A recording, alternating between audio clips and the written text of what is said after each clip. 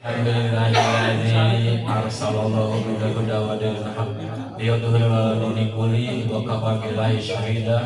Asyhadu an la ilaha illallah wa asyhadu anna Muhammadan abduhu wa rasuluh. Allahumma shalli ala Muhammad wa ala Muhammad kama shallaita ala Ibrahim wa ala Ibrahim fil alamin innaka Hamidum Majid. Amma ba'd. Yang saya hormati Bapak Ketua yaitu Bapak Sutrisno, Pak Sutrisno, Bapak Ustadz Dadang, Bapak semuanya kita nggak bisa sebut satu-satu karena kebanyakan kalau kita sebut satu-satu sampai besok pagi nanti. biar apa? Yang pertama dan yang utama marilah kita panjatkan puji syukur kita kepada Allah Subhanahu wa taala yang mana pada hari ini kita telah diberi nikmat yang banyak berupa iman, Islam, serta nikmat kesehatan sehingga dapat berkumpul di sini dalam acara silaturahim atau deklarasi OS Doger. Mudah-mudahan apa yang kita datang di sini Allah memberkati semua dan menyelamatkan kita semua. Amin amin ya rabbal alamin. Selawat serta salam tak lupa kita limpahkan kepada junjungan Nabi kita Muhammad sallallahu alaihi wasallam, para sahabatnya, para sahabat-sahabatnya, para pengikutnya yang setia hingga akhir zaman. Bapak-bapak yang saya hormati, Allah telah berfirman dalam surat Al-Kautsar, A'udzubillahi minasyaitonirrajim. Bismillahirrahmanirrahim. Inna a'tainakal kautsar fasholli li rabbika wanhar inna sani'aka huwal abtar. Shadaqallahu al-azim wa shadaqal mursalin walhamdulillahirabbil alamin. Inna a'tainakal kautsar. Apa itu na'al kautsar? Inna sesungguhnya a'taina, Allah tuh memberimu sebuah banyak. Al-Kautsar itu banyak, nikmat yang banyak. Di dalam hadis Nabi, Al-Kautsar itu adalah suatu sungai yang ada di surga, yang airnya jernih, putih seperti susu dan rasanya semanis lebih daripada madu. Fasholli li rabbika wanhar, maka sholli sholat rabbika untuk Tuhan wanhar dan segala korban. Fasholli li rabbika wanhar, maka sholli sholatlah. Jadi sebelum kita udah dapat wanhar, sebelum wanhar itu memberi sudut kurban, ingat ayat tersebut didului dengan fasholli li rabbika, maka sholli sholatlah. Jadi kita sebelum berkorban kita harus sholat, yang mana sholat itu kewajiban dari kita sebagai umat Islam. Sebagaimana dalam surah di dalam rukun Islam yang kita baca kemarin, Arkanul Islami khamsatun, al-awwalu syahadatu an la ilaha illallah Muhammadur Rasulullah. Yang pertama yaitu syahadat. Apa itu syahadat? Syahadat itu ucapan diri kita kepada Allah bahwa kita berjanji bahwa tiada Tuhan yang berhak disembah kecuali Allah. Wasani iko semua sholat. Yang kedua adalah sholat. Sholat itu wajib bagi umat Islam karena dia merupakan rukun Islam. Jadi kewajiban kita itu sholat. Pertama yang dihisab adalah sholat. Kalau sholatnya benar, amal-amal ibadah diterima semuanya. Kalau sholatnya tidak benar, amal ibadah tidak diterima semuanya. Nabi telah berfirman bersabda dalam suatu hadis, man taraka sholata qolata midan faqad karo jiharo. Jadi barang siapa meninggalkan sholat dengan sengaja, maka kafirlah secara terang-terangan. Di surat Al-Baqarah ayat 21, Ya ayuhan nas, rabbakumul ladzi khalaqakum min qablikum la'allakum tattaqun. Hai manusia, sembahlah Tuhanmu Allah sebagaimana orang-orang sebelum kamu, semoga kamu menjadi yang takwa. Ingat, sholat itu takwa terakhirnya. Nah, makhluk apa yang tidak setuju atau tidak rela kalau kita menjadi orang yang bertakwa. Siapa itu makhluk Allah yang tidak rela kita takwa? Adalah setan. Setan selalu menggoda kita supaya kita jangan bertakwa kepada Allah. Dia telah berjanji pada Allah, ya Tuhanku, aku akan menggoda umatmu atau aku menggoda makhlukmu sampai hari kiamat supaya kita sesat. Di surat terakhir tadi, pasol lirobi kawan inna saniaka huwal abtar. Inna sesungguhnya saniaka orang yang membencimu, dia abtar yang terputus. Terputus itu maksudnya apa? Terputus itu putus keturunan, silaturahim. Nah kayak kita ini nih, silaturahim. Tapi terutama silaturahim itu untuk keluarga kita. Apabila kita memutuskan tali silaturahim, maka tidak akan masuk surga. Bapak-bapak yang saya hormati, kita telah beri nikmat yang banyak nih, banyak banget nikmat yang kita berikan dari Allah ini.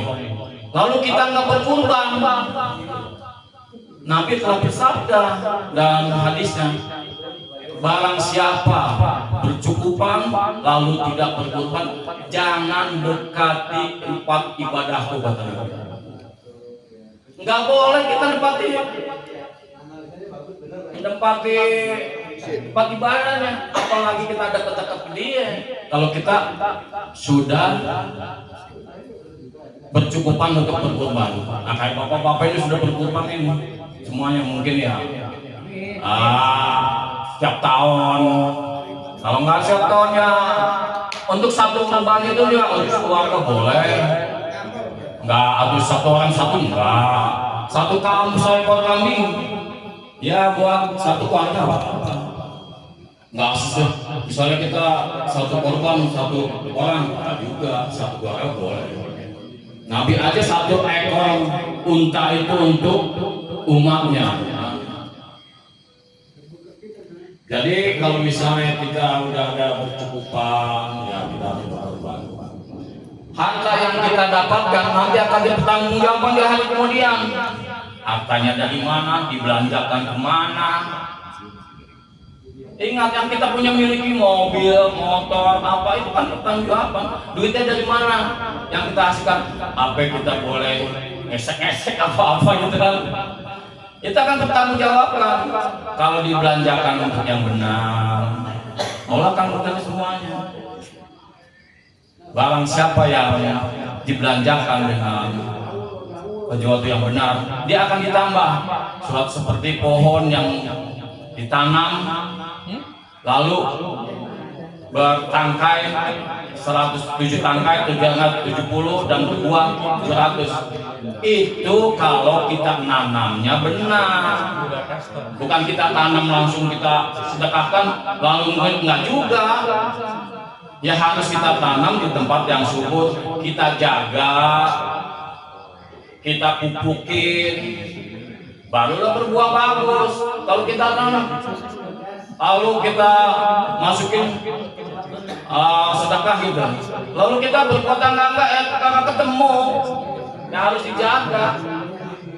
dijaga untuk perbuatan kita, lalu baru itu ketemu berbuah 700. Kalau misalnya kita taruh di tanah yang tandus, sedekah kita nggak pas, kalau namanya nggak dapat sedekah, kita kasih dapat sedekah, namanya nggak pas, jadi diterpa dengan angin ya habis, kagak ada. Lalu kita nggak jaga dengan perbuatan kita, ya sama juga. Begitu apa yang kita dapatkan harus kita sedekahkan, dan itu juga harus kita zakatkan semuanya. Lalu kita yang kita enggak dapat ya harus kita sedekahkan. Di surat terakhir tadi kan, pasal ini Rabbika inna saniyaka wal abtar. Inna sesungguhnya saniyaka orang bencimu bahwa dia abtar yang terputus. Jadi silaturahim itu harus kita jaga.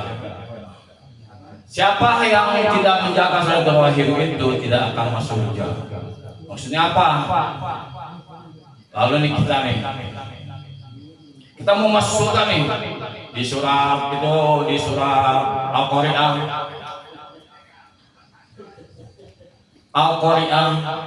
Al-Qari'ah, apakah kiamat itu? Yauma yakunu nasul rasul mabsus. Pada hari itu manusia seperti kupu-kupu berterbangan. Wa takunu jibalu kal'ihun manfus, dan gunung-gunung seperti kapas ditiup angin. Fa'amma man saqulat mawazinu, dan barang siapa yang berat timbang amal kebaikannya, bahwa fi isati radiyah, dia akan hidup senang dan bahagia. Yang berat timbang amal kebaikannya, dia akan hidup senang dan bahagia. Di mana dia akan hidup senang bahagia? Di surga. Di sini ingat, kita udah banyak nih amal ibadah kita nih, udah penuh lah. Sholat kita banyak, tahajud kita bagus, baik sama orang semuanya bagus. Kita masuk surga. Lalu ada nih seseorang nih yang pernah kita jolimi. Ketika kita mau masuk surga, yang dijolimi oleh kita, dia akan teriak, ya Allah, aku tidak rela bahwa si Fulan bin Fulan masuk surga. Kalau bertanya, kalau dia tahu kalau dia sudah menjolimi, ada apa Fulan bin Fulan? Dia pernah menjolimi diriku, ya Allah, aku tidak rela kalau dia masuk surga. Dia akan tidak tarik dari surga karena pernah dijolimi. Nah, dari kita itu janganlah kita menjolimi teman-teman kita atau apa saudara-saudara kita. Nah, itu yang disebut orang bangkrut gitu. Dia banyak semuanya, dapat semuanya, lalu ketika dia mau masuk surga diambil. Sampai dosa yang dijolimi itu dilimpahkan kepada kita, atau yang kita masuk surga udah banyak, timbangan amal kita banyak, lalu kita nggak bisa masuk surga. Nah itu. Tadi dengan kita menjolimi orang itu, kita jangan sampai kita menjolimi orang. Mungkin itu aja yang saya dapat sampaikan. Mudah-mudahan kita bisa mencelai ya. Ya. Itu yang saya dapatkan, mudah bermanfaat. Wassalamualaikum warahmatullahi wabarakatuh.